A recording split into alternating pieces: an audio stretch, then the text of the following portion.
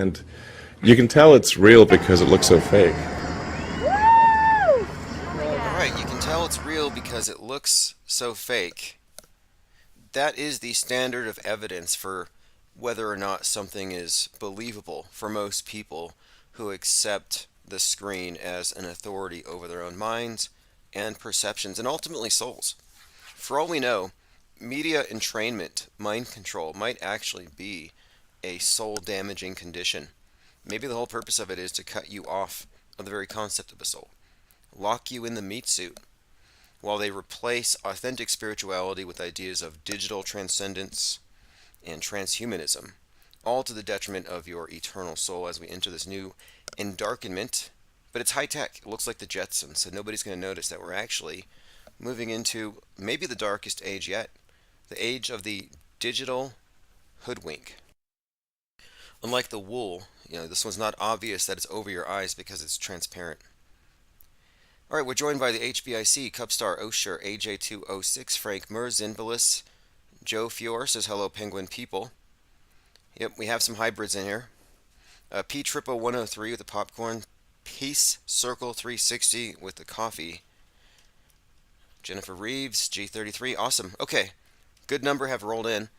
I wanted to review much of what we've been discussing, and then, of course, go through my Minds.com feed because a lot of people have been finding some fascinating pieces to this puzzle. And the puzzle seems to be growing. It's one of the things about it is that you're told, yeah, this is your worldview, this is the puzzle, and you get these pieces when you get your education. And at the end of it, you have the whole picture. And anybody who says that they have more pieces to the puzzle, yeah, they're conspiracy theorists, and you have to ban those puzzle pieces because it contradicts our complete model. And I've been describing that as the way that this thing works. And what I'm finding is that not only do they force pieces in to leave stuff out, but they have, I would say, prematurely defined a boundary because it's probably even bigger than we know. It just seems like every rabbit hole leads to another and another and another. And the thing of it is, it's not about conspiracy theories. The truth really is stranger than fiction, and it's much more difficult for people to believe the truth than the fiction.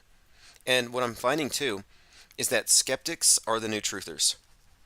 You can say auto hoaxers, but basically skeptics, because every form of media that operates within the world stage paradigm is anti-skeptical. It bases its entire frame of reference on the one that comes from the ubiquitous screen and every presupposition built into it. And it's a house of cards. It's an edifice of lies. My point being, there's no real skepticism outside of that, and the truthers now really just play the role of the anti, the heel, the controlled opposition.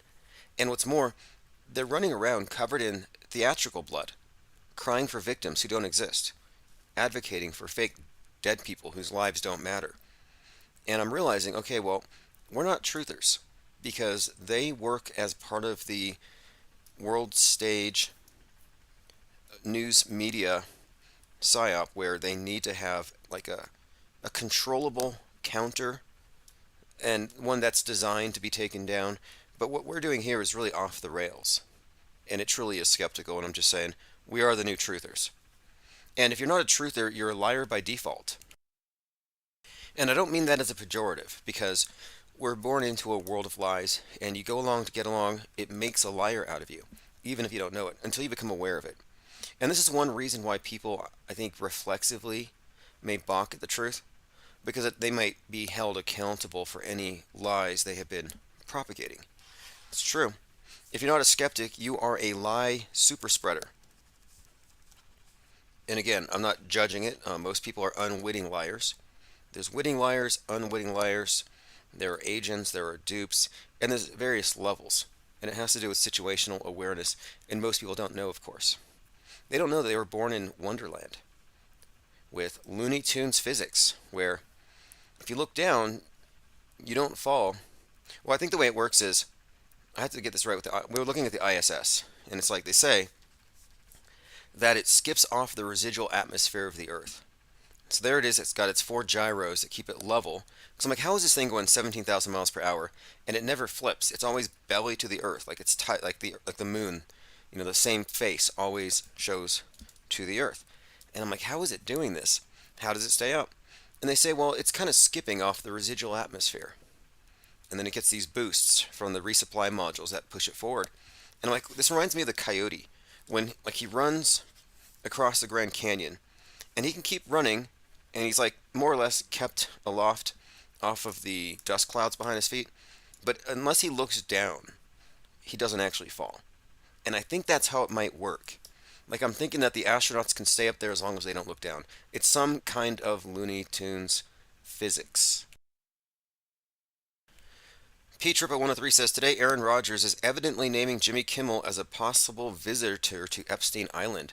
Oh yeah, Jimmy Kimmel's mad about that. In fact, he's responded. And I think he might even sue. He might even sue because they put his family in danger. I don't think it's even true.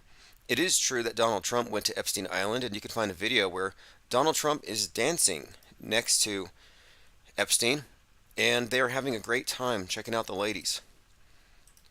Jimmy Kimmel threatens to take Aaron Rodgers to court after NFL player links him to Jeffrey Epstein. So Aaron Rodgers is like the designated conspiracy theorist, flat earth adjacent anti-vaxxer, ivermectin eater. Sort of like Kyrie Irving in NBA, nothing but actors. They all have their agents. They have their person that they can use to excoriate the right, sort of a fake populist type, and then they have their ones on the left.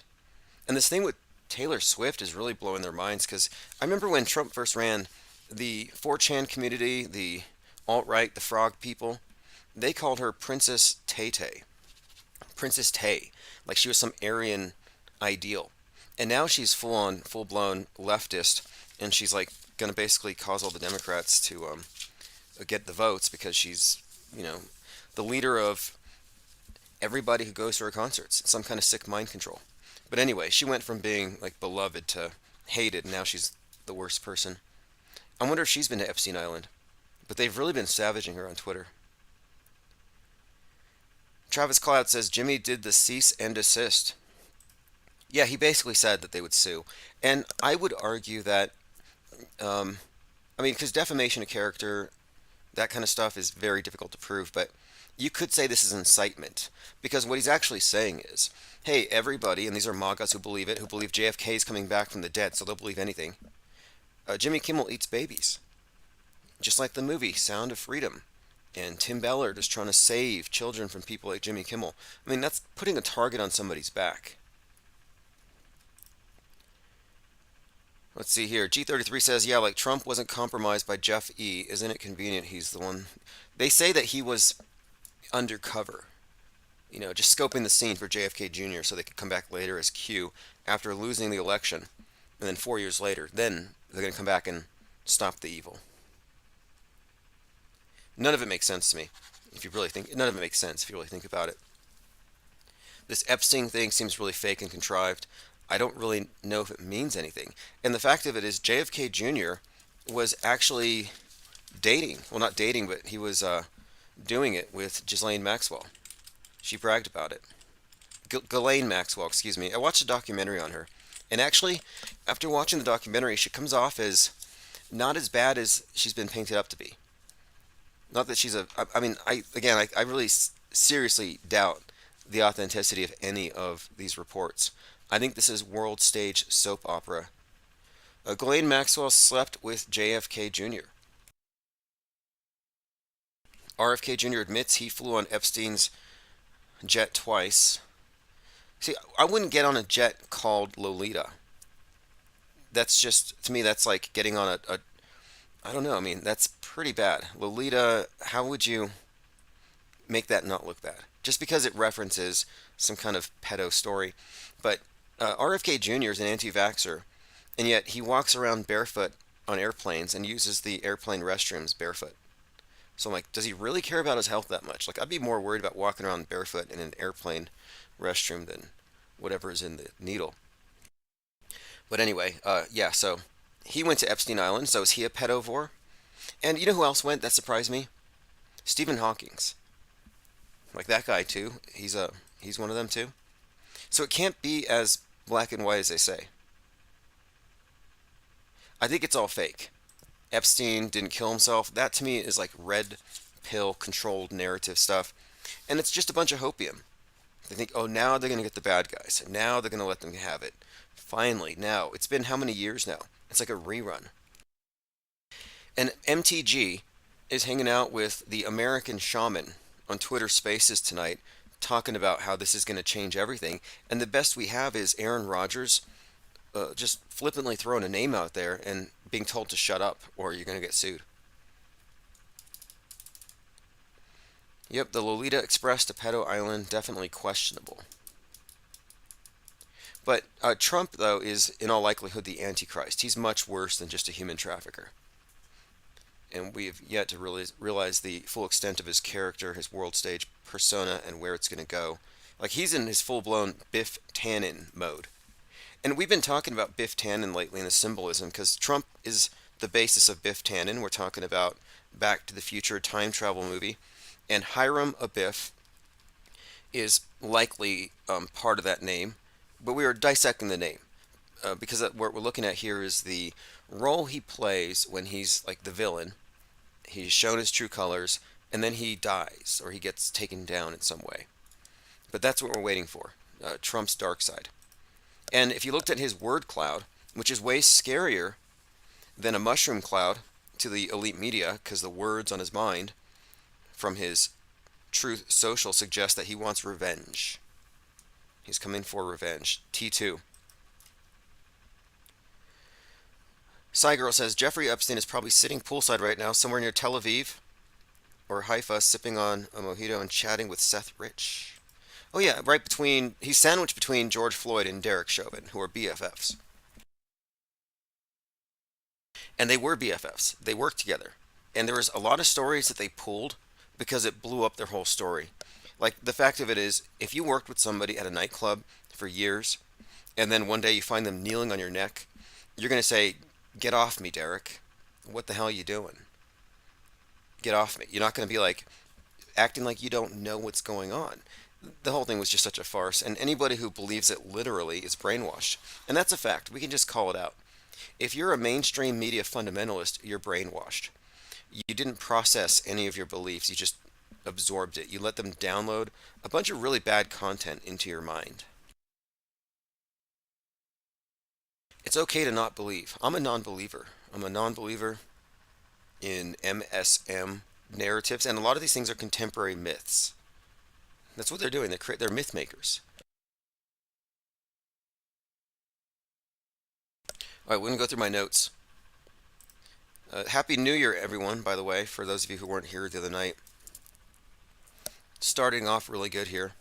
I saw some video of a guy in Chicago who went out to his front porch and he just started shooting his gun at the houses across the street. Like, it's just amazing to me that the left is always hyper focused on AR-15s and patriots with guns and gun fetishists with their guns, but they never really talk about the people who are just walking around shooting each other every day. You can see it on Twitter. Like, for every fake dead kid that people light a candle at a vigil for or donate to GoFundMe for, there's real dead kids that nobody seems to care about. And it's not the AR-15s doing it either. Okay, getting to the notes here again. I have my minds.com/infinite plane society. Mr. DeLeo Scissorhand said, "What are your thoughts on 5G and 6G? I think it's all fear-mongering and MSM plus. In other words, this is material that builds on the presuppositions of everything in the mainstream view. But I believe that it's fear-mongering, targeting those who don't trust the media and don't trust the government. And we have to remember, you might be wondering, okay, maybe the 5G is scary. Maybe it's a weapon. Well, guess what? Fear is a weapon. The fact that you're afraid of it. And when I say afraid, I mean that you now process that as a weapon or as a potential threat. It affects your stress hormones. It affects your decision making if you're in a state of fear. There's no need for them to hurt you if the threat of the thing is worse than the thing cumulatively. So again, 5G towers and 6G towers are there to scare truthers. Well, they're not even there. They're there to serve a purpose, but the fear of them is a weapon against you. The fear is the weapon. It's not the 5G tower. The common denominator in every single psyop is they sell you on something else to be afraid of. Like, I'm afraid of Chinese space lasers. That's the current fear for me. And Godzilla. In fact, I was looking at that 7.5 earthquake in Japan and the cracked streets. I'm like, this is really. And then the picture on the Drudge was all in black and white, and it was like showing Japan afterwards. I'm like thinking, this looks like Godzilla. It's got to be some tie-in. I'm very skeptical, even about natural disasters. Cygirl says Chinese New Year is February 10th, Year of the Dragon, a formidable year for the Chinese. Yep, a better China. Perfect anagram for I can't breathe. And when George Floyd was saying I can't breathe, that was a line that the actor was given, and it's an anagram for a better China. This is something of a, you could call it a verbal sigil, or even a mantra in a sense, but this is magic. These anagrams that they use and these ritualistic events where the names are meaningful, the time of it, it's all ritual magic. And what they were saying with I can't breathe is we need a better China, a global China, communism, because capitalism makes it so I can't breathe. Not just the atmosphere and the air because of your pollution and your consumption of fossil fuels, but I can't breathe because of the oppression required to maintain the status quo. So we need to overthrow this. That was the central message behind I can't breathe, and they did extend that to the climate. And that's because the Marxist class warfare worldview got kind of antiquated. Nobody saw it in that way. So they repackaged it. So the new victim isn't, quote, the poor, it's the environment. Dua Sempera says you don't need a pandemic, just the fear of a pandemic. Exactly. It's about the fear. And I'm convinced of this. On the left, they're terrified of pandemics. On the right, it's moral panic. But panic is the central thing, fear. And so you have the pandemic as a replacement for sin, moral panic, which still believes in social contagion as a form of sin, transferring from one person to the next, and it's like you gotta separate from the other side, you gotta not go to the schools, homeschool, because of the sin you don't want to catch. The other side is afraid of catching a virus from them. But again, these are things that they put in to the person's worldview to get them to be afraid of the person on the other side. And again, moral panic, traditional sin, progressives, pandemic, fear of the virus, the new sin. And one way to really get this concept is just to look at the basic model of Scientology, where they say that we're all covered in engrams inside, which are like mind viruses. And you have to not only clear your mind of mind viruses, but separate from those who are not clear, meaning non-members. Quarantine yourself against mind viruses. This is a template system. I mean, it's the same. And they've updated the traditional concept of sin with the virus. And it's all based on, can we get them to fear this and fear the carriers of this? So that's what we live in. We live in a massive cult, and it's all about fear control, which is why I'm constantly calling out all these things that people are afraid of as superstitions. This is weaponized superstition. And they use superstition to control the minds of the masses because they believe that as humanity is just too fickle, that there's too many of us, and that we're too unruly, and it's easier just to use fear to control the masses, which probably might be true. I mean, I don't have that negative view of people to accept that, but they think so, and they've always thought so. This has always been something that the elite have always believed. The movie The Village describes it perfectly. We often described it where the elite dress up as monsters and prowl in the woods at night to keep everybody scared and in the village. Why? To keep them safe. All these people had tragic backgrounds, and they believed that the world was so flawed that they wanted to give their children a perfect life outside of modern life, criminality, and the internet. So they gave them their little village. Benevolent dictators, but they could only rule over them if they kept them ignorant of what was outside. And apparently the power elite believe that we are best ruled in a state of ignorance. Ignorance is symbolized by the hoodwink, by the digital hoodwink, the hood over your head, which means that if you're not within their cult, you're not shown the light. If you're not part of the elite, you're among the ignorant and you're superstitious and you're afraid of a bunch of things that are only there to keep you afraid. Because again, fear is the weapon itself.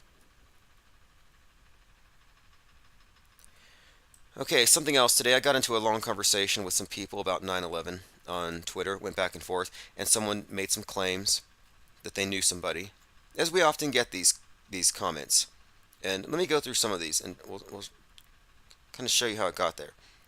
So I put up a Mickey Mouse meme that said 9/11 was a simulated terror attack presented as real through the media. And I got some pushback on this one. And my whole point has been that they use these big psyops to create myths, contemporary myths that form the framework of our collective worldview. And they precede every event with programming. So when it happens, it seems like it was inevitable. Moreover, it's believable. And they can reset our frame of reference like changing the channels on a television set. The current thing. The current thing is just whatever channel that they're playing at the moment. And when I'm talking about these big psyops as movie events, I mean quite literally. And when we're talking about 9/11 in particular, there were dozens of drills being performed that day. This is undeniable. There were 1,000 police officers there, plainclothes, doing mass casualty simulation. It was a closed set. It was a closed movie set. The personnel were there. The scheduling was there for all the drills. It's not even a tall burden of burden of proof to meet. We can actually show all these drills that happen to, like the predictive programming in the movies and on the TV shows, like The Lone Gunman. It all matched up with the theme of the event of the day.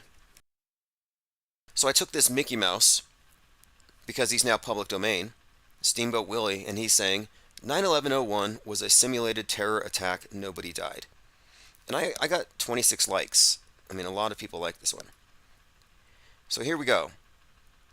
Commenter Venom here says, it would be incredibly difficult to prevent people from dying in such a massive event as 9/11. The number of deaths, 3,000, could be fudged, but nobody died? That's less believable. Why would they care if people died or not? So let's unpack that. People don't die during demolitions. People don't die during movies where you have thousands of people involved. People don't die at normal demolitions as a regular thing. And this was just a demolition. And what I'm pointing out here is that it's been surrounded by these mass casualty drills. They don't kill people at drills. So they had it locked down as a closed movie set. But as far as why would they care if people die or not, one, that's an appeal to motive fallacy. If you're going to say, oh, of course people are dying. The bad guys are so bad. Why would they care if people die? That's not an argument. It's an appeal to motive. There were crisis actors and drills that day. This is provable. Now, the crisis actors, if they were involved in an event where even one person died, are now part of a conspiracy. If they're really killing people, now it's a war crime. And their non-disclosure agreements would be invalidated by any kind of illegal activity, so you can rule out death. And if you're still promoting the idea that people are dying, you are a propaganda mule for PSYOP theater. Again, the appeal to motive, weak argument. But again, this is a Mickey Mouse cartoon, and it brought some other people in. So Augusta comes in and says, people did die. My mother's friend being one of them. You effing R-word, double-digit IQ. You're meant to discredit real truthers. So here's Augusta telling me that her mother's friend died. So what I explained was, let me go ahead and go through the comments, because I try to keep it civil, even though they started off kind of on the aggressive there. And I asked for some details, and this is what always happens when somebody says, I know somebody who died at such and such event, and you ask them for details, you tend to get the same kind of responses every time. And you don't want to do this. You don't want to say, you don't want to give them any wriggle room to lie. You don't want to give them benefit of the doubt. And if you ask them straight up, what is the name of the person, you tend to get weird answers like what I got here. I asked for the name, and they said, my mom isn't on X. Would you like me to text her and get the name? So you didn't even know the name of somebody who died at this massive tragic event. If you didn't recall the person's name, I mean, it just seems strange to me. If I knew somebody who died in such an event, it wouldn't like escape me. That seemed a little sketchy. So I said, what's the name? Don't take all day to research it, just drop the name. I never got a name. So should I believe this person or not? So I called this person a crisis actor. I said, please, crisis actor, don't take all day to research it, just drop the name. And she said, crisis actor LMFAO. Do you think I'm going to remember this guy's name years later? Well, yeah, it's only 22 years ago. You forgot the name of the person that you're defending on Twitter? And by the way, I looked at this person's account, and she was posing with Kennedy, RFK Jr., Kennedy 24. And I'm actually surprised they let a crazy person like that so close to RFK Jr., considering what happened to his father. Anyway, I was promised a reply. She said, I'll text my mom and ask her, sheesh. So evasive. But again, I don't take hearsay as evidence, and I think we have to hold to this standard. If you take hearsay for evidence, you're like, oh, well, I know somebody that knows somebody whose dog walker's dentist has a friend related to a victim in an event that I have no evidence for other than hearsay. Sorry. I know it looks fake, but that doesn't make it real. I'm not Elon Musk. All right, let's continue. Cygirl says, the total surveillance society where pathological voyeurs rule produces a generation of pathological exhibitionism. Everybody gets to be famous for 15 minutes, as Warhol put it. Yeah, and you know what's interesting about that is they took the nightmare version of a society that's just total surveillance, no privacy, 1984, and they repackaged it to where your privacy has no value unless you commodify it. Privacy is under attack. And I think a huge part of 2020 was getting rid of any privacy about your political opinions, because now you have to wear it on your face, or not, and it gives away what you really think. So they've destroyed privacy, and now your private opinions are a threat to civilization. Your private status, your V status, is a threat. You see what they've done? So we do live in a total surveillance society, totally voyeuristic. Solitude doesn't really exist anymore as a concept. Oh, by the way, the debt, the national debt, it went up to 34 trillion. It's been on that 33 for some time, but it's 34, which might mean something considering that 34 has kind of been the new 33 for some time. So just a heads up there. Cygirl remarks on the Mouseketeers that grew up. Miley Cyrus, Britney Spears, Christina Aguilar, they all follow a pattern too. And it could be iconoclasm. They bring them up, innocent, kind of wholesome, and then they turn into, your pop star whore of Babylon, living idol, a focal point for idol worship. And I think it's by design as well, where they lift something up and destroy it, because they've been destroying old concepts for some time. The Barbie movie explains it all. If you look at the subtext of Barbie, and it tells the story in pretty obvious terms if you just look at the euphemisms, like Pandora's box, the Holy Grail symbolism is tied into this Whore of Babylon thing, but ultimately it's about the destruction of motherhood, the nuclear family, and the Kenification of man. And the patriarchal sun god archetype is being destroyed, and the new god is this androgen Horus. It represents a new start, divorced from the past. No longer patriarchal, but no longer matriarchal, but something kind of in between, but with the concept of the goddess redefined. So the god is neutered, kindled, but the goddess is telling the little girls to smash the heads of their baby dolls on the rocks. And I've been noticing this quite a bit, noting the Barbie Oppenheimer connections. I mean, Barbieheimer, they talked about this, but it's fascinating how one is about splitting the nucleus and the other is about splitting the nuclear family. And I think there's a relationship between the two, which we've been talking about. These are big themes, big stories that they tell through their meta-scripted drama as they provide the pageantry for their worldview religion. All right, let's see here. Tyrone says, not trademarks. The image from Steamboat Willie is fair game, but not that image. Also, no other Mickey designs are free. Well, whatever it is, we live in a Mickey Mouse Disney universe. Pluto, 1930. Not the dog, the planet, but also the dog. And the dog's head is on the planet. Mickey's head is on Mercury. Mars has a number of logos, Game of Thrones, Star Trek. Then you've got the moon of Saturn that looks exactly like the Death Star, talking about Mimas. We go through our solar system and everything's got Disney all over it. We live in a Disney universe. Thrustazar says the volume is low. Is everyone else having that experience with low volume? Or is it just one person? You know, I've been trying to fix this for some time, but if it's chronically low, then I'm going to have to do something about it. So to continue on this 9/11 thread, Venomous said, again, that it would be incredibly difficult to fake something like this where people don't die. And I just want to make the point that it's a closed movie set and people don't die at mass casualty drills.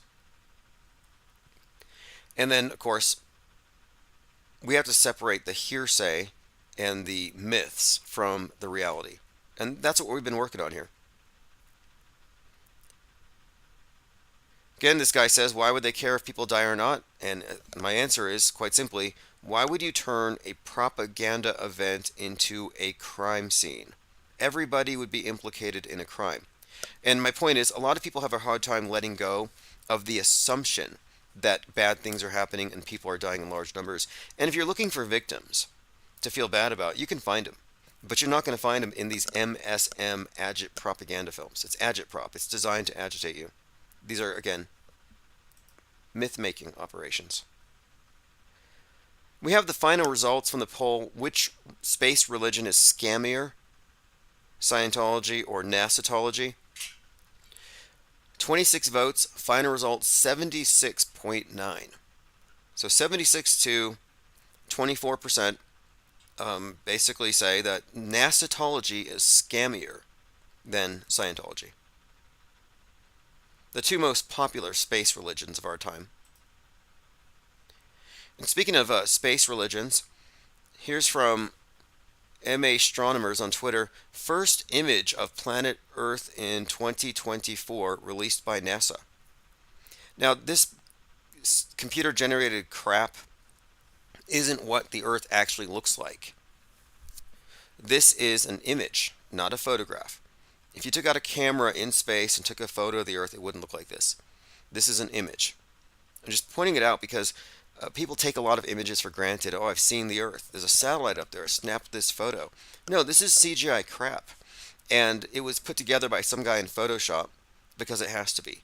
And a lot of these clouds are stamped on there. This is artwork. It's like a map. Like you wouldn't say, oh, the map is the territory. No, the map is not the territory. It's just a collection of information and data that aligns with it for your navigational purposes, but it's not the same thing. This is not the Earth. And I wouldn't even say this is a good map of it either. And it is CGI crap. And I have a lot of problems with this image, a lot of problems with it.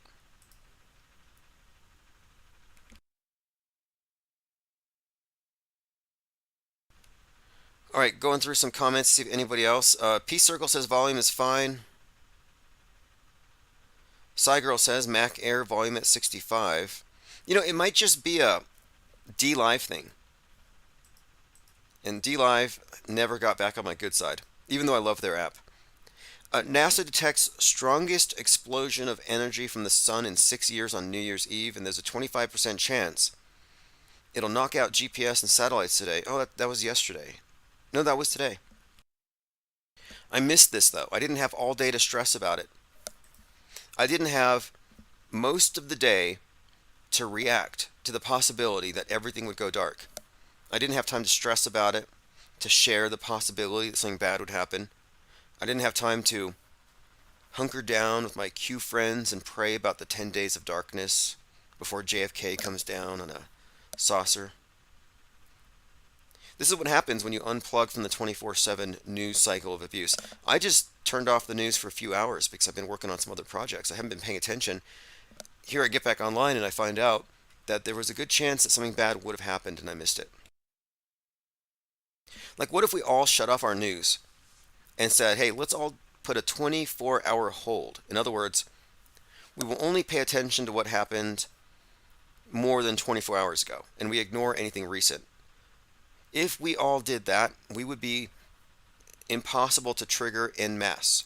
9/11 wouldn't have happened. 9/11 needed everybody to get triggered at the same time, so when they pulled those towers, we would all, cry in terror, and all these people are dying, and it's a big horror show, and it is a horror show. I mean, this is like worse than Jigsaw if you take it literally. You can see why it's so shocking. Just the sadism involved. It's just blatantly evil, and everyone's transfixed on it. But if nobody was paying attention, it might not have had the same impact. If everybody had thrown their televisions out the window on 3/10/2020, we wouldn't have had a panic-demic because the fear wouldn't have spread. The fear would have wouldn't have permeated, wouldn't have saturated. Like, we lived through War of the Worlds. If you look at H.G. Wells' War of the Worlds, the idea of the radio broadcast triggering people into thinking aliens were really coming, and if you don't have anything to counter that, and you accept its presence there, the radio voice or the TV screen as an authority, then yeah, you would just go with the program. Joe Fiore says, I only get my news here. Well, maybe I should put a disclaimer. This is not news programming, this is deprogramming. This is the IPS deprogram. And what we do is we deconstruct the programming, recognizing it for what it is. It's all programming. Doesn't mean it's not enjoyable. Doesn't mean there's not quality content. But when you see the agenda behind it, all of it is really geared towards worldview shaping. They news bent our reality. Actually, they news bent everything. They bent the world. Cygirl says Santa Claus Schwab predicted a cyberdemic. Yeah, cyberdemic's next. Anybody who's worried about another COVID wave, it's like, look, that's really in the past. They used that to establish a few things. They trained us to be lockdownables, so now we're all crate trained. We're all ready at the press of a button. They'll change the channel on the remote, and the massified mind will, in unison, switch to the next particular agenda. And I think the next one, though, is they trained us to be lockdownable. Again, we're crate trained.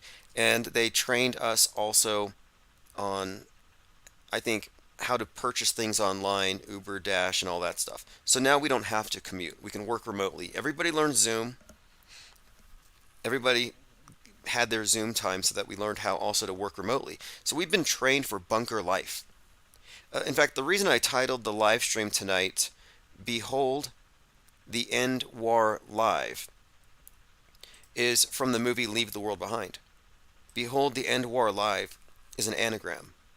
And the whole point of the movie is the next generation, symbolized by Greta, symbolized by Rose in the movie.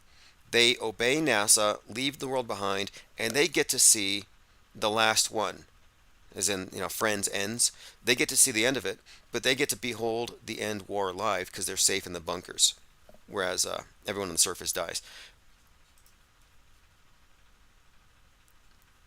But my point is, we're trained for the bunker, so now we can watch the screen and get all the programming. So what's going to be the program?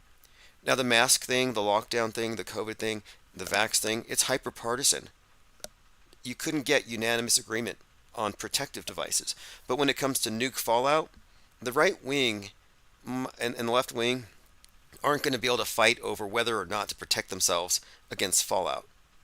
You can't not believe in that. It's going to be a harder thing to get people to resist against in that way. It's like everybody's just going to have to agree to lockdown. It's like a storm. It's different than a virus where you can't even debate this thing if they pull it off. My point is, they've prepared us for a few things with 2020, so that they're not going to repeat the same thing, but the structure's there. the infrastructure for their new sets of controls. The lockdown, the hypermediation, the mind virus thing was also introduced, where they got people to believe that the most dangerous people in this time are the people who aren't regulating their comments online because they're spreading mind viruses. So they've already made that point as well. So I think when they do the nuke, they're going to say this was enabled and facilitated by the free flow of information, aka hate-filled mind viruses. So even though we're locked down because of nuke fallout, we wouldn't even have had the situation if it weren't for that free speech.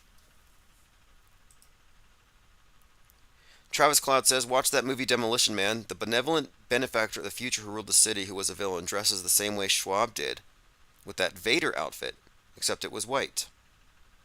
Interesting. Demolition Man has a character named Phoenix, right? And it's in the future where they're socially distanced, no TP, 2020 reference, and it has the split between the people in the city and the barbarians outside. Anti-vaxxers are the barbarians, basically.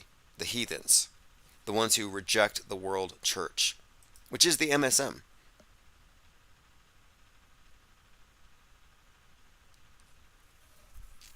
And that movie was remarked upon as predictive programming. I mean, look, the case for predictive programming has been made.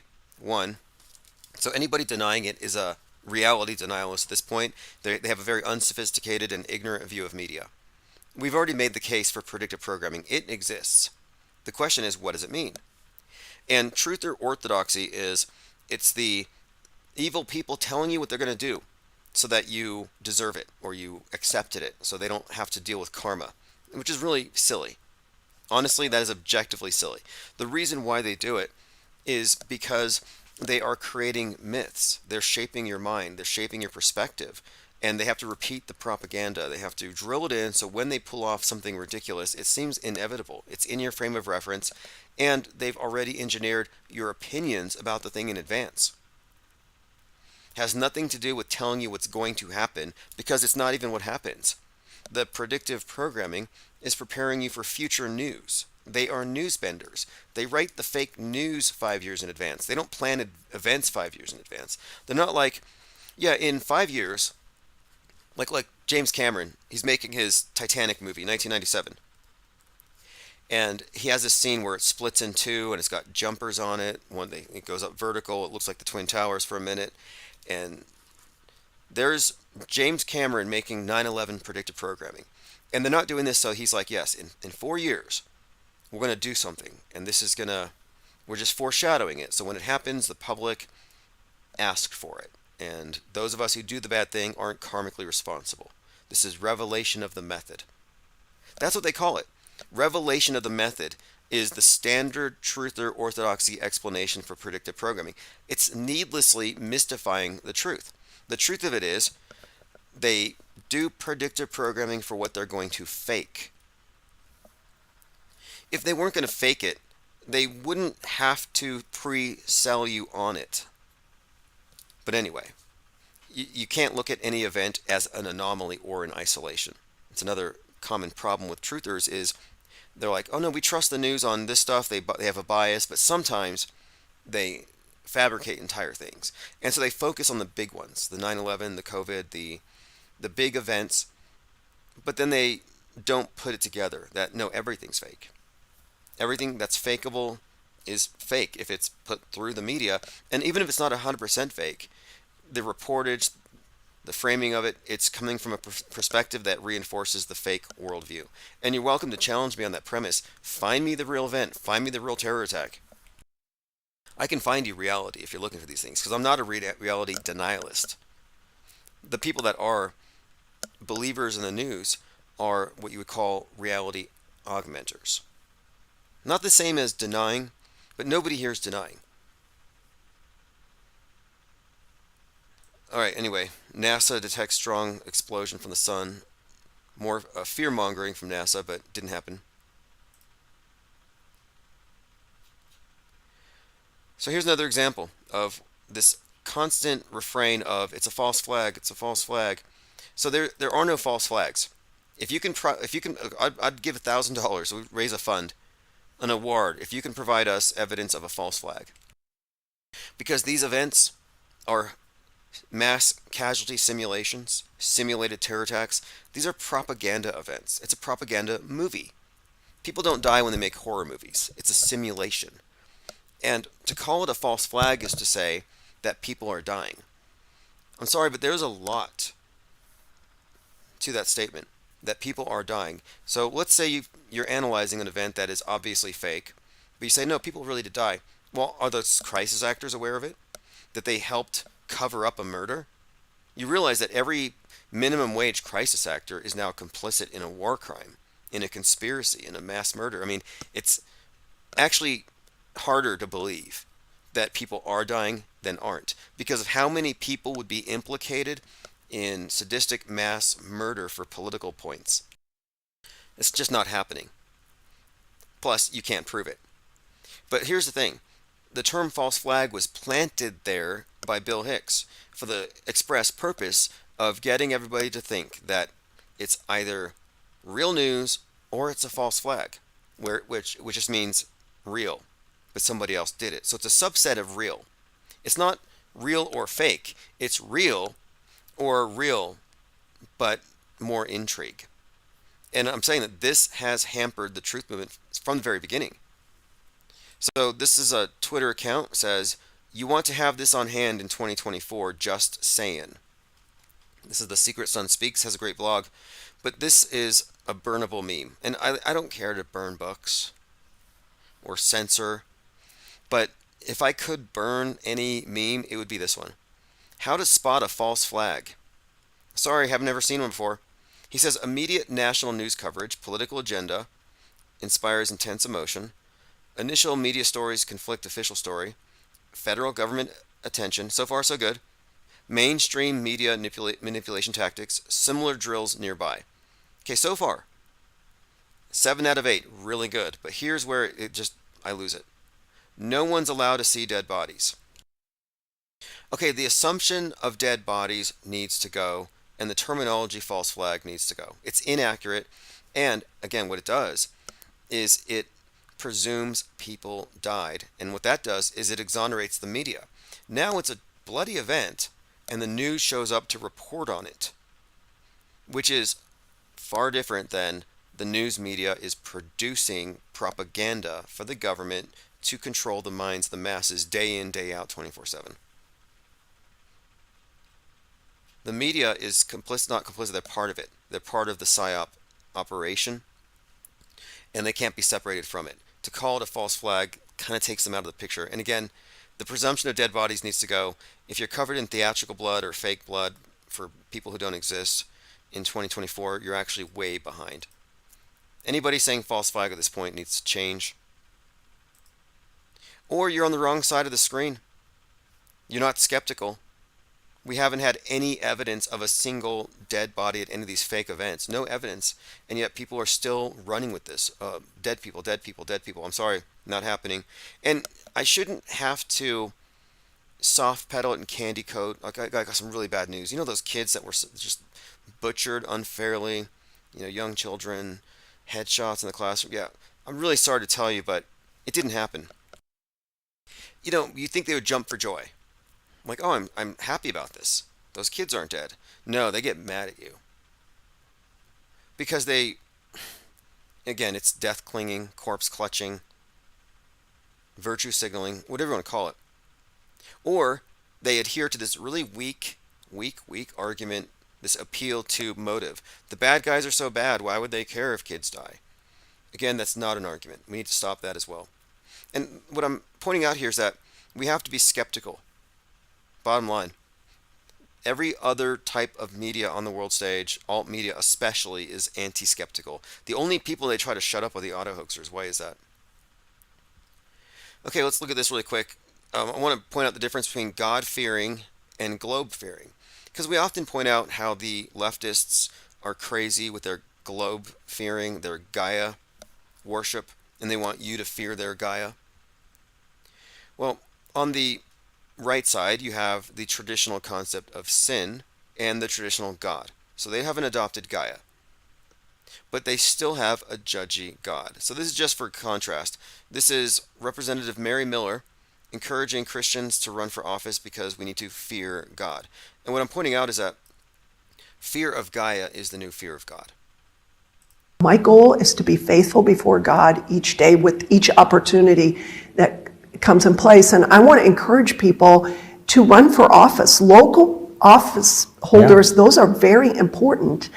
Well, And we're seeing that with school board races Yes. all across this country, But- how we are turning public education because parents are running for those school board school seats. board, county board, sheriff, mayor, all very important positions. And, we need people that fear God, that believe they can't hide from God, and ultimately they're going to give account to God. Those are the best people to hold positions, whether Right. it's local or in the federal government. Again, whatever your take on it, whether or not you're scared of God, I can see why. I think God in the Bible often behaves like a demiurge, which would be terrifying. And it is a terrifying proposition if true. And it's frighteningly believable. But I'm just pointing it out that, yes, the fear of God has been replaced by the fear of Gaia. And the people who fear God are really mad about people who don't fear God, like they do. And the people who fear Gaia are very triggered by the people who don't fear Gaia. They say, "How dare you?" Let me go through some of these Steamboat Willie memes that I made. Moon landings are just movies. NASA visual lies. So you visualize the worldview the government wants you to have. Now, I point this out because it's about worldview. That's the only, like, people, why would they fake the moon landing? Well, it's not, they say we had to beat the Russians. Maybe we faked it to beat the Russians in space race and all that. No, because anybody with a space agency is part of the deception. It's like in the Village, the elders. All these various nations with their space agencies are part of your containment. They're working together.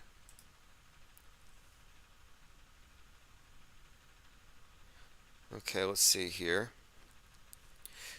Girl says, we should probably proceed cautiously with Christians, especially out in the countryside. Many are preppers, well armed, and will need them as allies against the globalist zombies. Yeah, that's been the big story. The big narrative is that the run for the hills, the idea of the New World Order and the patriots in America are the final firewall against the globalists, and that's why we need our AR-15s. Because if we take those, then everything falls and we all go to tyranny. But I understand that argument, and it stems from Waco and Alex Jones and McVeigh, and I consider it to be something of almost like a cliche, but I don't know. A lot of people do think this, and they really believe that they have to hold on to their guns or the government's going to become more tyrannical. And it sounds like it makes sense, but the problem with this proposition is that they don't need to take your guns because they've already taken your minds. The government has such a deep level of control that it renders the whole Second Amendment thing inconsequential. It really does. What difference does it make when they control the minds on such a deep level? I think it's a fake argument. I think it's one of these arguments like left, right. Left wing wants to regulate the right wing's guns. Of course, toxic masculinity and guns. And the right wing wants to regulate femininity and their wombs. So guns and wombs, left, right, male, female. It all just has all the elements and trappings of a dichotomous psychological warfare operation. They're going to grab our guns. They're going to grab our wombs. All right, continuing here. And look, I understand what you're talking about with the Christians in the countryside. I call that MAGA stan. And yeah, the MAGA ban is getting unruly. Let's go through some more of my Mickey Mouse memes. Alex Jones knows Q personally. That one's true. It's going to get out. Predictive programming precedes fake news as a form of conditioning. This is the truth. This is exactly how it works. It has nothing to do with wizards and revelation of the method and dodging cosmic retribution because of the implied consent contained within movies. That doesn't even make sense coherently. What we have outlined is how it actually works in a coherent way that makes sense. They're bending our reality 5 years in advance. They use propaganda to condition you by repetition of message. We know this. This is how propaganda works. And when they show you something again and again and again in every context, when it happens, it doesn't raise any sort of red flags. You've been perfectly conditioned. That's why when the aliens do land, they can look like out of a 1950s B science fiction movie, like right out of the Twilight Zone, and people will believe it. They will. People believe a lot of dumb S. We know this. Donald Trump is the Antichrist. That's another one. I was doing some research on this today and the use of Trump Tower in that movie Devil's Advocate. This one's important. Nobody sued Alex Jones because crisis actors don't get sued by crisis actors. Would that even happen? Can a crisis actor get sued by a crisis actor? Because I don't think that makes sense. Here's another one, another Mickey Steamboat. Hey, I have some good news. No children were killed in the propaganda event known as Sandy Hook. It's good news. Fact. Spacewalks on the International Space Station are filmed underwater. And if you want to prove this for yourself, look at any live stream footage of the ISS from the perspective of an astronaut on the outside of the ISS, just playing around with cables and just kind of moving around trying to look busy. When they're doing spacewalks, they're not doing jack. They're looking busy for the cameras. But the lighting is diffused. There is light loss consistent with scuba diving underwater in the dark. And if you compare their spacewalk footage to the photography, you'll see that no, there is a qualitative difference here in the lighting, and it matches 100% underwater scuba diving videos. Crisis actors exist because news media simulate real events for propaganda purposes. Again, nobody dies at simulated events. If you say that people died at fill in the blank, then you are a propaganda mule covered in theatrical blood, working for no pay, volunteering for Big Brother. Like, stop it. Another one here. You can't prove you live on a ball in space. You can't prove you live on a ball in space. You just can't. You might believe it, though. That's cool. But you can't prove it. Huge difference. Alright, those were my memes. If you're following me on Twitter, you probably got some of those ones. And like I said, I triggered the 9/11 believers. 9/11 liars. Like, I know somebody who knows somebody whose friend hired a dog walker whose cousin is related to somebody who knew someone whose cousin credibly can claim to have been friends with somebody who died at the event that you said was fake. Like, why? Why go through all the effort if you're not getting paid? Okay, here's the clip of Aaron Rodgers saying that Jimmy Kimmel went on Lolita Express. Bring it up, Foxy, or somebody back there. Seats on it. Bring up Super Bowl 58. You'll see it. The emblem. Put it on the screen. And then bring up 57 and 56. Does that have something to do with the Epstein list that came out? Feels like That's supposed to be coming out soon. Look, this guy's been waiting in his wine cellar. Yeah. I've been waiting in my wine cellar for this thing. A lot of people, including Jimmy Kimmel, are really hoping that doesn't He said a lot of people, including Jimmy Kimmel. So Jimmy Kimmel says, Dear a-hole, for the record, I have not met, flown with, visited, or had any contact whatsoever with Epstein, nor will you find my name on any list, other than the phony nonsense that soft-brained wackos like yourself can't seem to distinguish from reality. Your reckless words have put my family in danger. Keep it up, and we will debate the facts further in court. So there's Jimmy Kimmel. You know, I was thinking about the word wacko today. And it's interesting that he uses that word, because everything traces back to Waco, Texas. Even Trump kicking off his campaign in Waco. Waco is where you have the genesis of the Turner Diaries, the white nationalists, patriot mythology about their role in the fight against the globalists, and you have to hold on to the guns. When they take the guns, that's the turning point. But Waco, wacko, I don't think it's a coincidence, because they want to characterize anybody on the right as, quote, crazy. Cygirl says Rogers and ESPN might get sued. Right.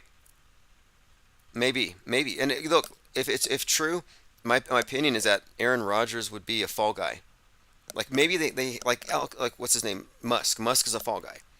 Alex Jones, yeah, fake canary in a fake coal mine, fake getting sued, and we know this. But it could be the fact that they want to bring this stuff out by somebody high profile, so you can do a high profile takedown of that person and show everybody else, look what happens if you make these accusations. You put people in danger. So they're acclimating the public to the idea that unregulated speech is dangerous. He just spread a mind virus, might get Jimmy Kimmel killed. And I've been thinking for some time that it would be well within, beyond brand, but I think it'd be within the realm of the MAGA story trajectory that some radicalized MAGA QAnoner would take a shot at a celebrity. At this point, it's very on brand. The QAnoners are always talking about dead celebrities, dead politicians, tribunals. They want a French Revolution. They want death. In fact, I have a number of MAGA characters close to Trump who we're talking about in 2020. They recently emerged. And you can find a lot for it. Unbelievable. There's already a lot of hate for Jimmy Kimmel. Jimmy Kimmel says unvaccinated Americans who've taken ivermectin should be denied ICU beds and left to die.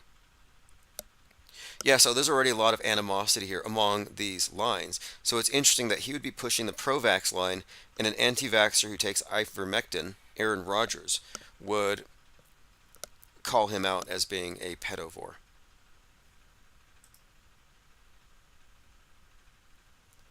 Demetria 101 says the phonetics of certain words is definitely used. Oh yes, they definitely play with words. East Palestine, Ohio, derailment, toxic airborne event, everything about that, following in white noise about the toxic airborne event. And again, Ohio is the heart of it all. It's the state slogan. Israel, in a similar way, is the heart of a nation. So I saw the Palestine, East Ohio train derailment, which was in many ways a symbolic of a heart attack in the west of America, heartland. I took that as perhaps foreshadowing for 10/7. And 10/7 may end up with a mushroom cloud. We haven't seen that part yet.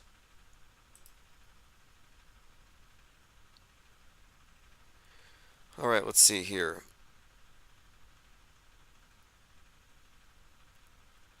Pay-per-view tribunals, I would pay $50, says Demetria 101. Well, look, I don't know if I want to see a bunch of people getting murdered on TV. That's not my politics. And it's the politics of the MAGA ban. And when I say it, I'm not being facetious about it. It's like how, behead the infidels. Throw them off roofs or burn them or whatever you do to infidels. That's what you do to get rid of the great Satan. And it seems to me that the MAGA ban wants to get rid of the deep state, which is just another way of repackaging the great Satan. And a lot of their values are not only compatible, but it's a one-to-one. And I've made this case before, that it went from QAnon to, or rather Quran to QAnon. That the incel is like the jihadi suicide bomber. The sexually repressed terrorist who martyrs for the cause, self-sacrifices. The explosion and the trip to heaven for the 72 virgins, that's kind of been brought back with the incels, who again have an axe to grind with Western women. And I'm finding more and more videos of MAGA types getting mad at females in gyms not covering themselves. So they basically want gender segregation. That's probably the next thing. Not to mention you've got the heads of that culture, the MAGA ban culture, calling for lowering the age of consent, taking away women's rights to do anything other than have babies while they're chained to the kitchen sink. And I don't think these are organic. These ideals of the MAGA ban and repressing women, covering women, all that stuff. I think it's part of this characterization of middle America as some kind of Taliban. And they are playing right into it, especially when you have people like at the top of it making clear statements about their intentions to get girls pregnant at 16. And then you've got others involved in this movement who are openly talking about now this is a war on Satan. Remember, the guy that tore down the Satan statue was a guest speaker at America Fest, 1 degree separated from Trump. I couldn't walk into a city capital where there's a Halloween decoration, knock it down for Jesus, and then get invited by Jack Posobiec to hang out with Trump and General Flynn and top-tier QAnoners to speak at a conference about our holy war. They've turned this into a holy war. And both sides are fighting a holy war. The leftist holy war is the sanitation, the mind virus sanitation, and the physical virus, the vaccination agenda. The right-wing holy war is a more traditional version. And one more point. This is also where Pizzagate comes into everything here, because Pizzagate is a satanic panic. That's all it is. It's a repackaged satanic panic. And the guy who started Pizzagate, Jack Posobiec from Human Events, he started it when he was live streaming in Comet Pizza. It is also true that not only did he start Pizzagate, but he's like the main pusher behind this new satanic panic, and he even called it that the other day. He said he is the child of he's the child of the satanic panic, and this is like satanic panic 2.0. And again, as I was saying earlier, panic, fear, moral panicdemic, social contagion on the right, pandemic panic, virus contagion on the left.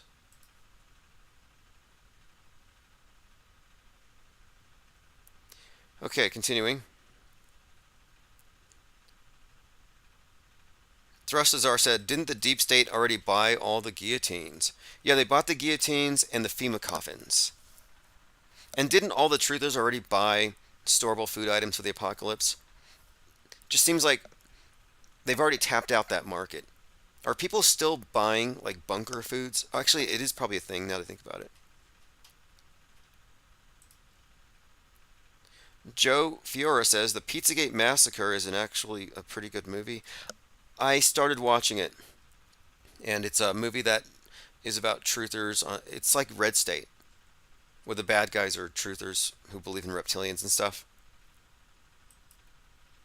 And you're like, yeah, that's crazy. They're misrepresenting us. We don't believe in reptilians, but we do believe that JFK Jr. and JFK are coming back from the dead with the aliens, and Q is a time-traveling AI who is going to help bring about Nasara Jasara, free energy, and the draining of the swamp.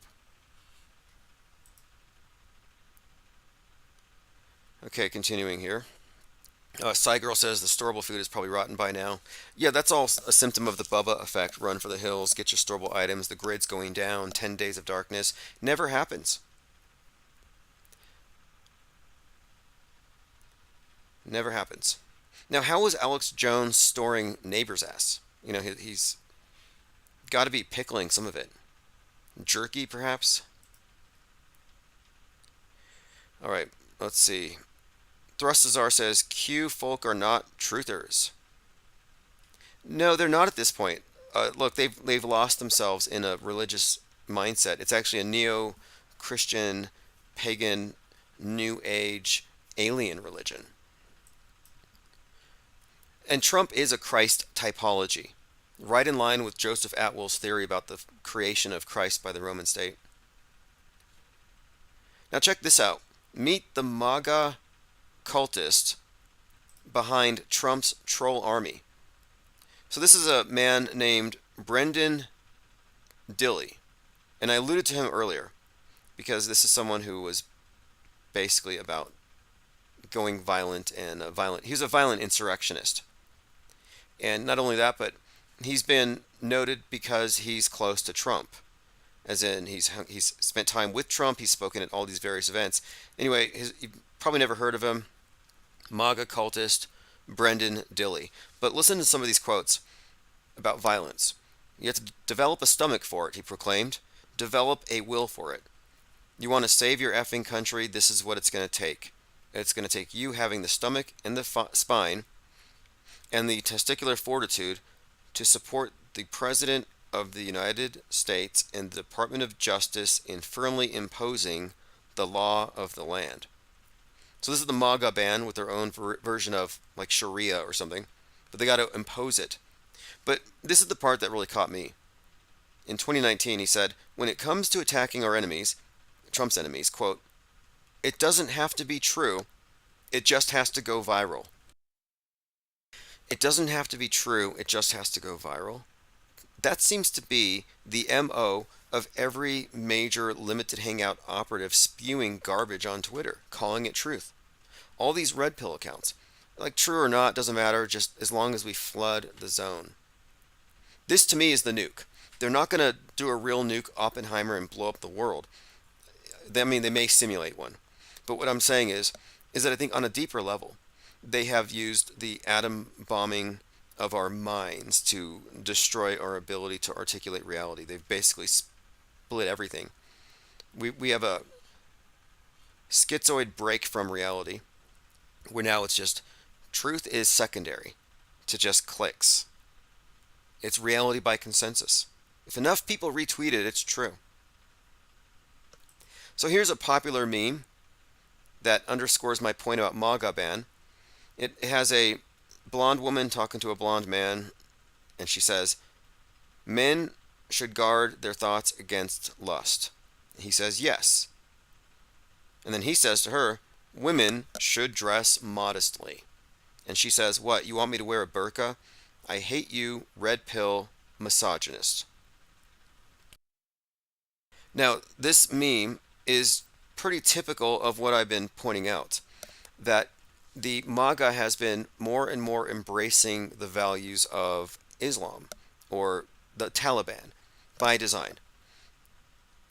And they have the same enemy. So when they frame the MAGA for what they do next, the next 9/11, it's going to be believable because it's just been here festering this whole time on the internet, in Discord, on Taliban, and Trump's the head of the snake. But you'll find all of the influencers say and parrot the same things at the same time. All the right-wing influencers on the same day got the memo. And they're like, oh, I was at the gym today and I noticed women aren't covering themselves. They all say it. I'm like, oh, Steven Crowder's bitching about it. Then you got Ben Shapiro bitching about it. Every anonymous 100,000 plus subscriber Twitter influencer is complaining about women in gyms. I'm like, they all got the memo. And then the next week, they're all complaining about the age of consent. And so I'm like noticing a pattern here. What we're seeing is a government engineered subculture that's mostly a parody of extremism that is fomented from the top, people like Posabek, people like Ben Shapiro, but that it's not organic, it's coming from the government, and I think it's meant to paint up the right as the American counterpart to the Taliban. And they've already done so successfully.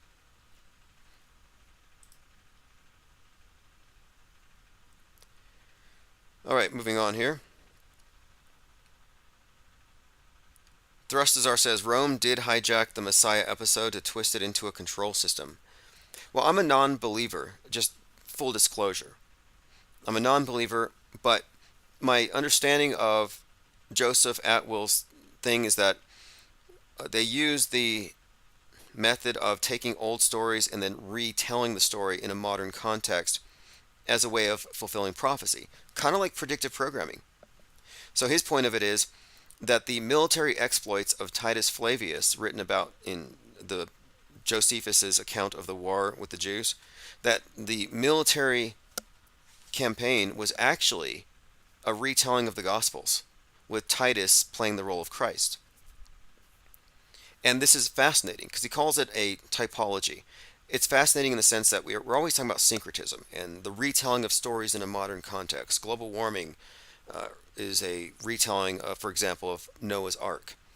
But this methodology of writing your news based on something from the past, fulfilling a prophecy, it seems like predictive programming and news bending, reality bending through propaganda, through these real events that are actually fake. We're talking about a psyop, if true.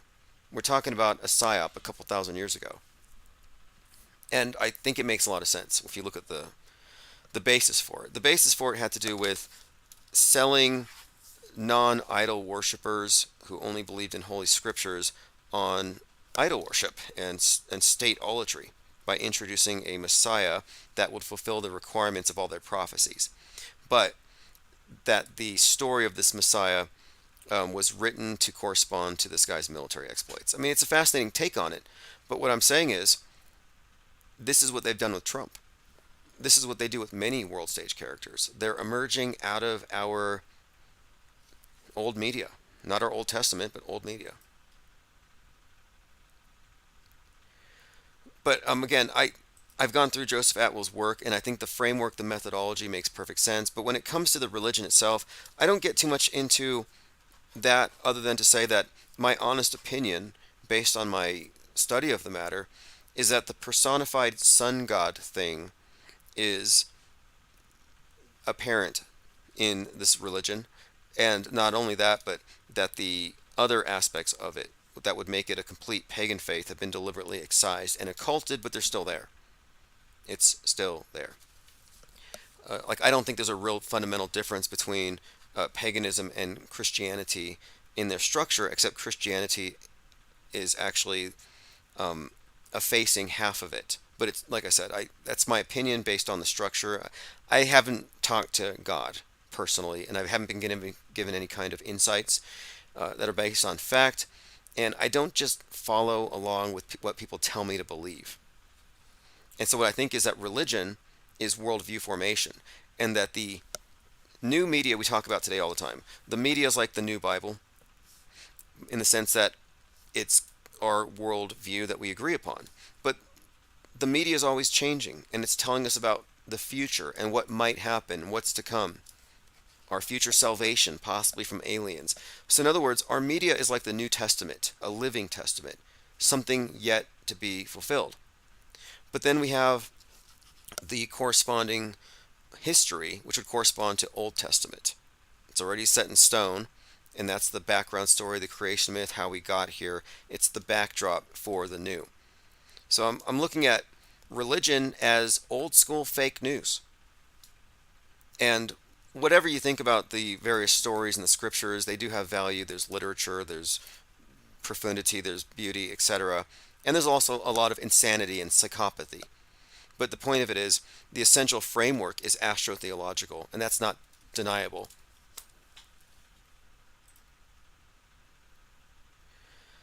All right, let's see what we have here. Going through your comments. Have you read Manufacturing the Deadhead? No, I have not. But it sounds in line with something that I would want to learn about, this weaponized anthropology. Fake grassroots. We see it all the time in politics. Why wouldn't we have fake counterculture or fake underground, where you have top-down control exerted from the bottom by having plants? And I think that's the rule, not the exception.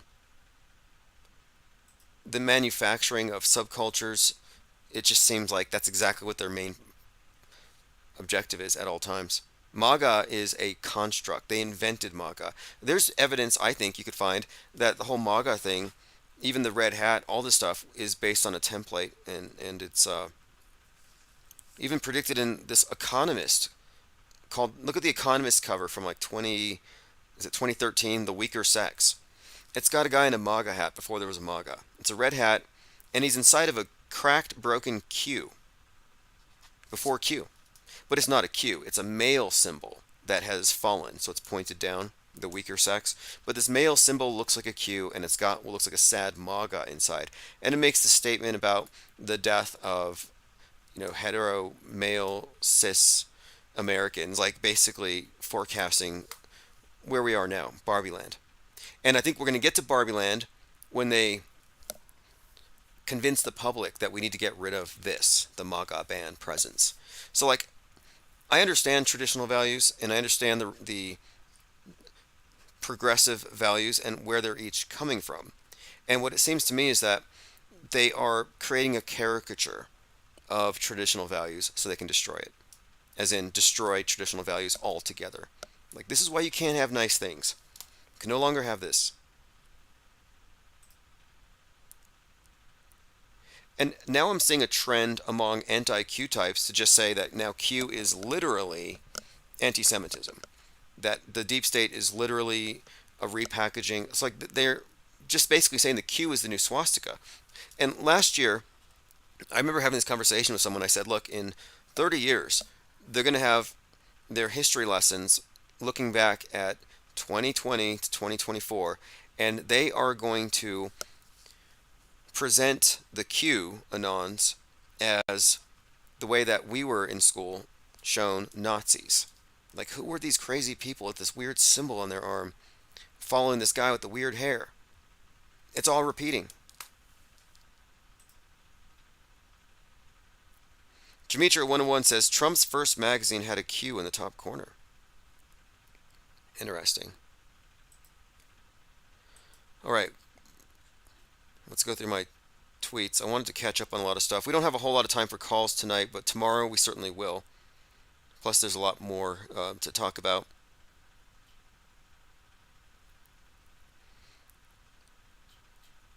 Again, I'm just going through my Twitter feed. I had earmarked a lot of things. Like, this is something I didn't know.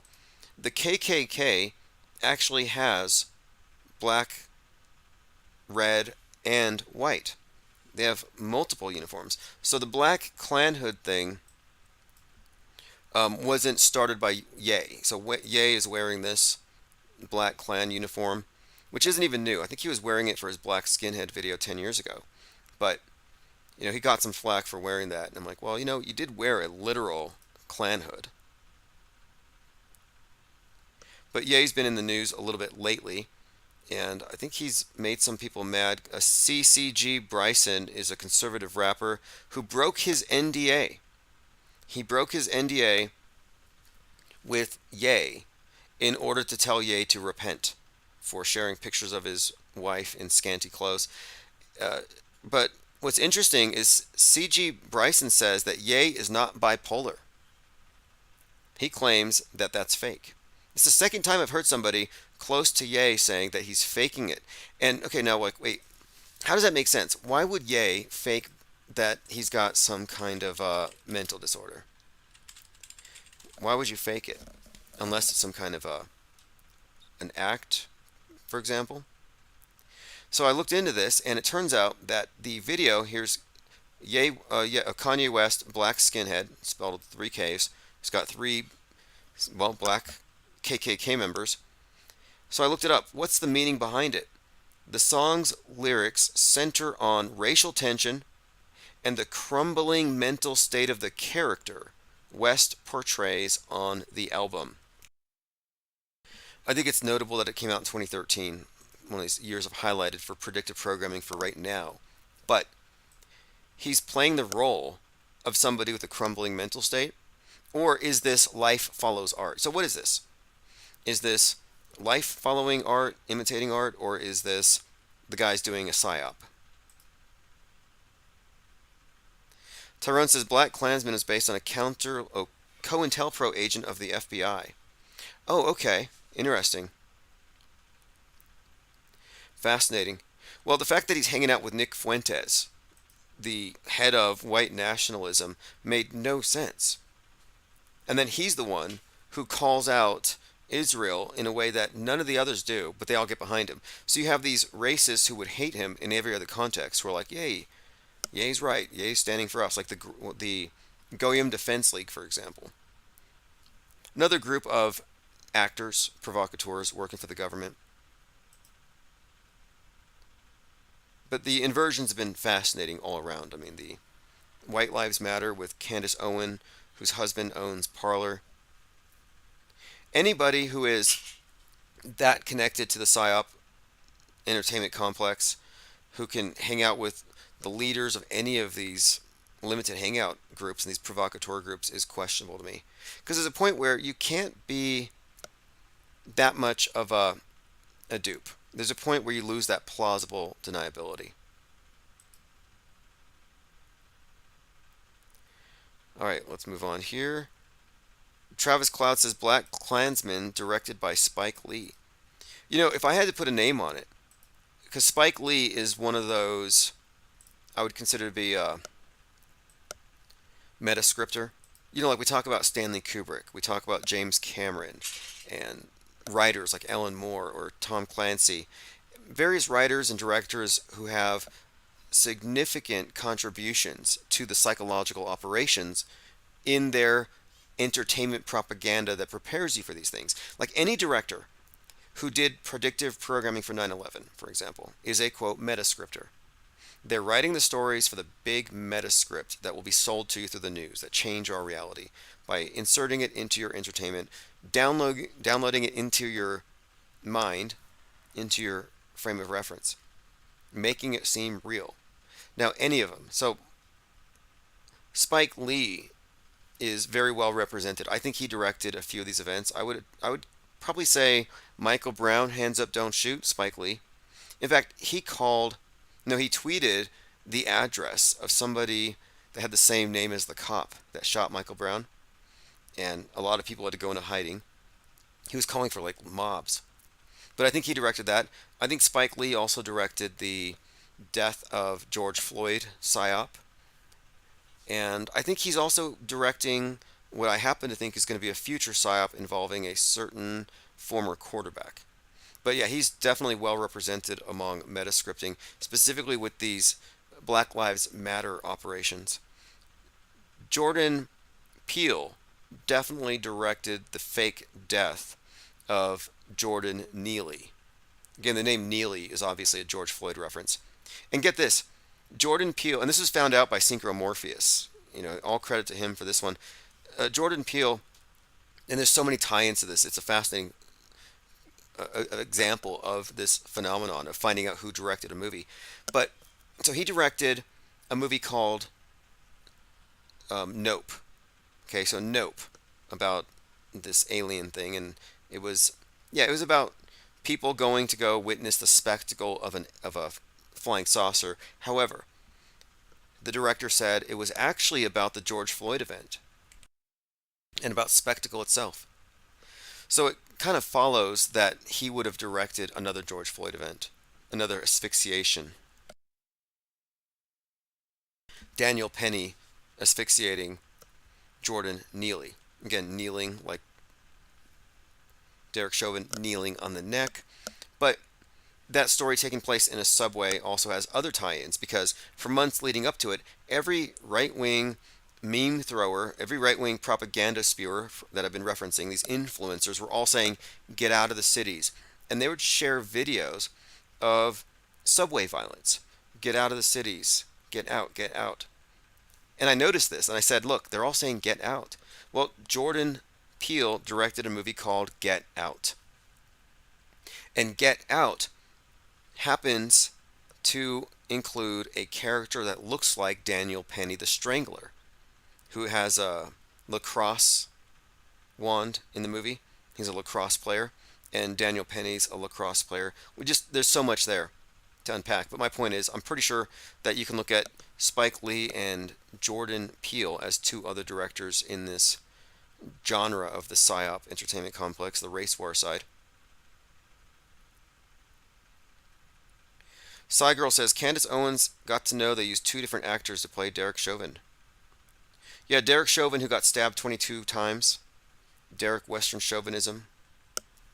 Whereas the leader of the Proud Boys, Western Chauvinist, gets 22 years. And Derek's also got 22 years. But again, 47 years old, stabbed 22 times. Player number 47 gets slashed by player number 22. We were noticing a lot of this 47 popping up consistently, and I think it's leading somewhere. Thrustazar says, Spike Lee is a hateful little goblin. I would say so. I mean, look, I think that anybody writing this stuff, doing propaganda designed to set people against people, are definitely hateful. Soulless. I mean, they're not just making movies to entertain people or to highlight things. This isn't like, oh, we're just holding up a mirror to society. It may be a funhouse mirror, but yeah, we're holding up a mirror. We're just reflecting back because art imitates life. No, you're actually doing psyops because life imitates psyops, which are largely bolstered and padded by years and years of entertainment. All right, let's see what we have here. Cygirl says Benjamin Crump is always the main lawyer. Oh, you mean Forrest Crump? Yes, Forrest Crump. Anytime there's a historically significant psyop, he's right there. If somebody says I can't breathe, he's right there. Like I got to be careful saying that. If I say it 3 times, it Beetlejuices him here. He just runs over here. Forrest Crump. Somebody say they can't breathe?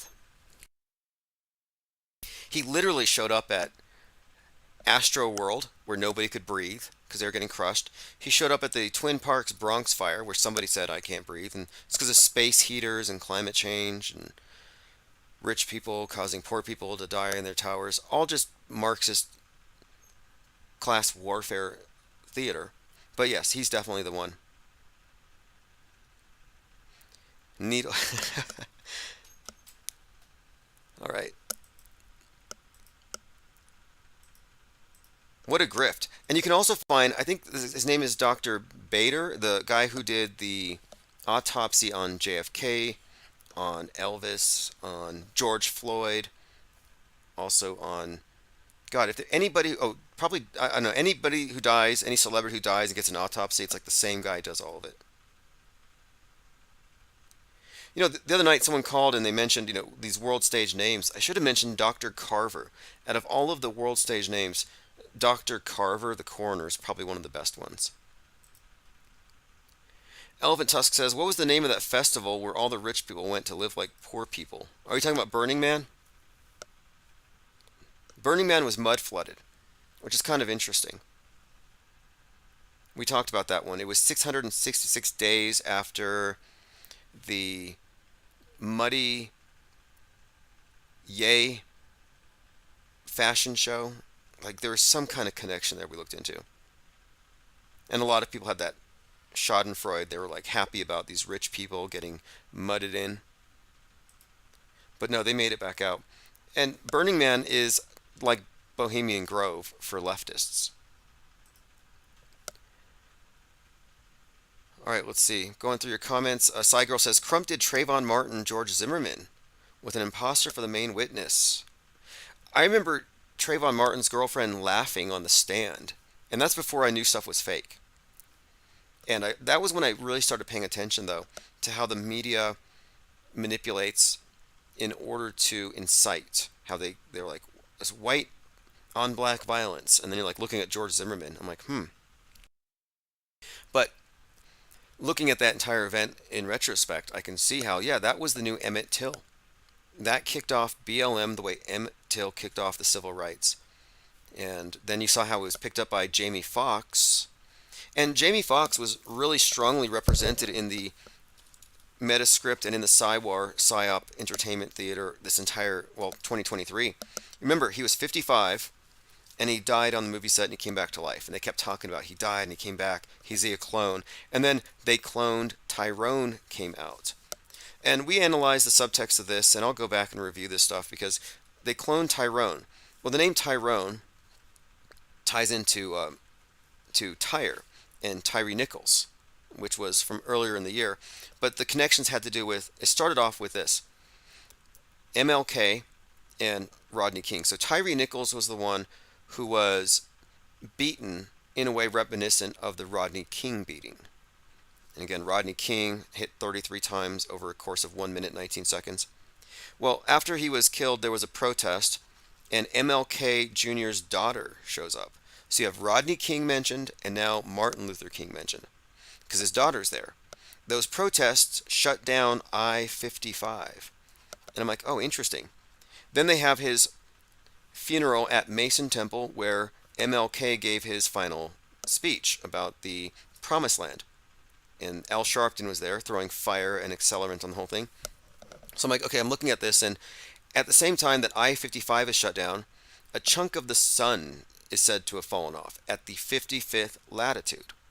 So the sun is a symbol of the crown, or a king. A chunk of a crown coming off, a king getting shot, for example. That could be the meaning of it. Well, Tyree Nichols, MLK, Rodney King, And it turns out I-55 gets shut down, 55th latitude on the sun, chunk falls off, and then I'm like, wait, it's the 55th year since MLK was assassinated. The anniversary date was the date that Trump was arraigned, and that was during Holy Week. So you had Trump compared to MLK and Jesus at the same time. Then Jamie Foxx has his death resurrection thing, and I noticed this because I was watching CNN, and it's like he's 55 and he dies and he comes back. Well, Jamie Foxx was synonymous with, or he was really there at the beginning of BLM. Trayvon Martin, again, Trey, the name Trey, Tyree, all ties in. We're talking about the martyr cult. Even the name Martin and martyr, we're talking about the symbolism of names. So the Jamie Foxx connection also ties in because he played at the time in the movie Django Unchained, which has to do with the escaped slave narrative. And again, we're talking about something that also brings in Ye into the story, because Ye claims it was his idea and Jamie Foxx and Tarantino stole it. Interestingly enough, kind of a side note, while Django Unchained was in the theaters, Christopher Dorner was a black police officer in LA who claims that systemic racism kept him from getting promoted and he went on a killing spree. And Mark Lamont Hill called him a real-life Django Unchained as he went on his killing spree. Christopher Dorner, again, another one of these psyops. He was kind of like a real-life Django Unchained. He fled to a cabin where he was incinerated, so they burned him to death. Another Burning Man. Anybody care to guess how old Christopher Dorner was when he was burned to death? That would be correct, 33. Anyway, getting back on topic here. So Jamie Foxx dies, comes back. Then there's a rumor that he's a clone. And he tries to fight the rumors. He says, no, I'm not a clone. And the reason people thought he was a clone is because they don't know about, I think, focal length on the cameras. But they thought he was a clone. Interestingly enough, after those rumors come out, a movie's released. They cloned Tyrone, starring Jamie Foxx. Now, the cloning of Tyrone, if you connect this Tyrone character, the name Trayvon Martin, we're talking about this reoccurring name. And I think what the clone could represent is reborn or risen from the dead, which would another reference to Jamie Foxx, his death and resurrection.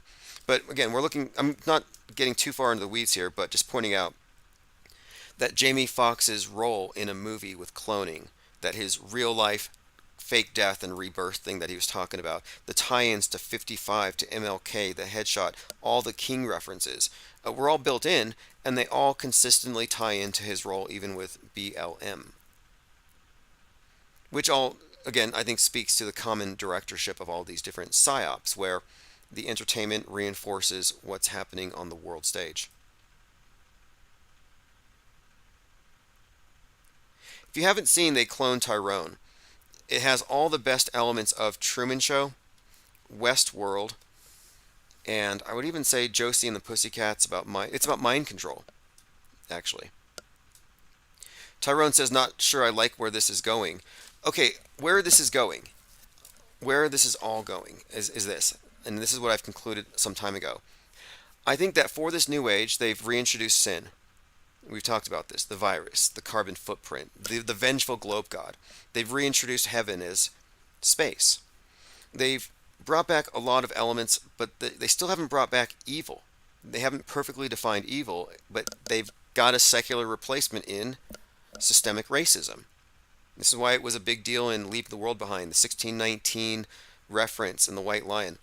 So we're talking about systemic racism being endemic to Western chauvinism. So you have Derek Chauvin kneeling on Floyd, a product of this systemic racism, the evil that defines the West. So if we can look at it that way, then the final piece that we need to bring down the West is the excuse that we need to bring it down. What will define it? What is its central sin? And who is its central martyr? Well, the Black Christ archetype. They've been bringing this martyrdom, this Black Christ martyr narrative again and again for so long that I think they're either going to have just cemented this concept so well that they have defined evil in this new context, and we all accept it, and we're going to regulate the internet on the basis of this, and Disease X ties into it, or they're going to kill somebody that catalyzes a global reaction that says, okay, this needs to stop. And I think that's what we're looking at. We're looking at the symbolic crucifixion over time with a lot of different characters portraying that role. And I can point to many examples. George Floyd's asphyxiation, symbolic crucifixion. When I say crucifixion, I'm talking about a martyr, and not just any martyr, but a martyr that symbolizes or epitomizes the central thing that needs to be understood and overcome. So the old concept of sin, traditional sin and evil and Satan, is being phased out. And even the old carrier of Satan, like, the scapegoat in this old paradigm of evil, Satan, and Jews, is being replaced with whites and systemic racism and whiteness, and this thing again being endemic to the West. So my point being is the reason for all these psyops, from the Martin Luther King to the BLM to all of these agitations, I believe it's all to create the perception of this new Christ for the new age, for the Great Reset. And I think they've made the case, or they almost made the case. They're just about there. They're getting really close. Maybe there's still one more thing, but I think we're reaching a crescendo, and Leave the World Behind made that very clear. The fact that movie was 100% about the racial divisions that were being exploited by whoever was shutting off the lights.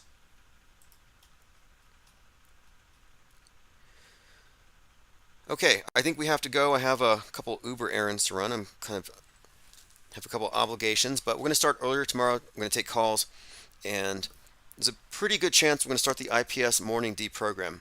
Once that gets rolling, and that's for this year, it's going to stay rolling because there's just too much work to be done. A couple hours a night live isn't enough, even though we do research 24/7, and the Gilded server is lit if you haven't been there. Oh, look really quick at this image. This is interesting, just to look at the juxtaposition here. Here you have Colin Kaepernick, whose name can be derived Nicholas colon Copernicus. Kaepernick. Nicholas Copernicus. Revolution. Titular head of BLM, Revolutionary Marxism, kneeling on what? Western chauvinism. Here, Derek, Western chauvinism, kneeling on George Floyd. Again, kneeling for 846, 9/11 connection, 846. So many 9/11 connections, because they 9/11'd America. Then you have, we're in the new age of Aquarius, a kneeler. The info deluge. And you have all the Democrats, you have BLM, all kneeling. And I think this timing of the kneeling coincides perfectly with the beginning of the age of Aquarius, or the age of the Great Reset, the conjunction, the Saturn, Jupiter, Christmas, solstice, great conjunction, the likes of which we haven't seen since the birth of Christ. So we hit a year zero. So all we need now is a new Christ. And so the way I arrived at that was I was looking at the symbolic crucifixion of Colin Kaepernick quite closely. And if you look, there's a lot of Christ typology in Kaepernick, as there is with Trump. We always talk about Trump and Christ and how they make these connections. Well, there's a lot with Kaepernick. If you dig into it, the sacrificing everything, the sacrificial martyr. And it's very symbolic, too, that he was the quarterback during the Blackout Bowl 10 years ago. The Blackout Bowl, Super Bowl 47. So now, again, Derek Chauvin, 47, stabbed 22 times. We're entering 47, the presidency race, the presidential race for who's going to be 4-7. And I think that may correspond to Super Bowl 47, the Blackout Bowl. And the fact that the Blackout Bowl was quarterbacked by who was going to be in the future the titular head of BLM, which, again, I think that's very symbolic, that the fact that he started the kneeling. And then it got picked up.